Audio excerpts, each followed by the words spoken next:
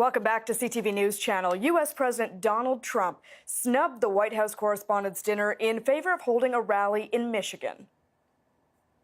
You know, you may have heard I was invited to another event tonight, the White House Correspondents Dinner. But I'd much rather be in Washington, Michigan than in Washington, D.C. right now. That I can tell you. Now, Trump last attended the White House Correspondents' Dinner in 2011, and at that time, he was famously lampooned by then-President Barack Obama for accusing Obama of not being born in the U.S. The White House is being represented at tonight's dinner by Press Secretary Sarah Sanders. The Daily Show contributor Michelle Wolf is headlining the event. For more on this, I want to bring in Republican strategist Brian Graham. He joins us now from Pittsburgh. Brian, thanks for joining us. Thank you. So, Brian, I understand the president is talking about everything under the sun while at his rally in Michigan, from North Korea to NAFTA to building the border wall. We know Trump doesn't think highly of the media, so not a huge surprise that he's skipping out on the dinner in Washington. But in your opinion, what does he gain or give up by bowing out of this annual event? Well, I think it just goes with his narrative about he's a fighter and that he doesn't trust the media.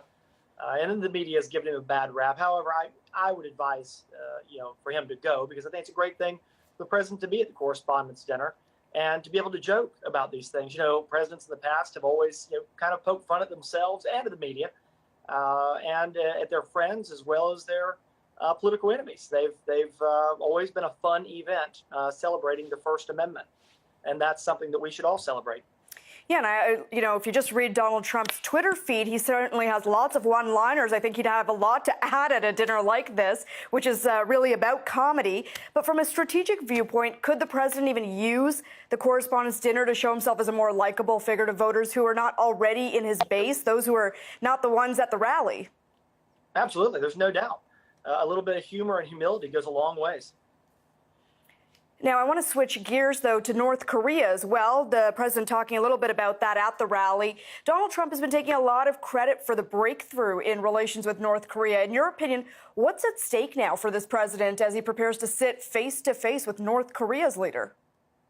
Well, look, I think there are a lot of breakthroughs here. Seeing the South Korea and North Korea leaders meet as they did, it seemed to be pretty warm. That's a big deal for Kim Jong-un to say that he's going to suspend missile tests. That's a huge deal, something I didn't think I would see him back down on. It was almost a contest, Donald Trump versus Kim Jong-un, and Kim Jong-un is the one that blinked first.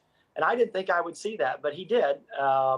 So, despite a lot of things that people say about Donald Trump, I think that perhaps his very harsh, tough rhetoric and really, not giving North Korea any room to move, working on the Chinese especially, I think his strategy there has been relatively successful. All right, but certainly still a lot of work to do in terms of denuclearization and the next steps in all of this, so we will have to watch how it develops. We'll have to leave it there for tonight, but Brian, thanks for joining us. Thank you. That is Republican strategist Brian Graham.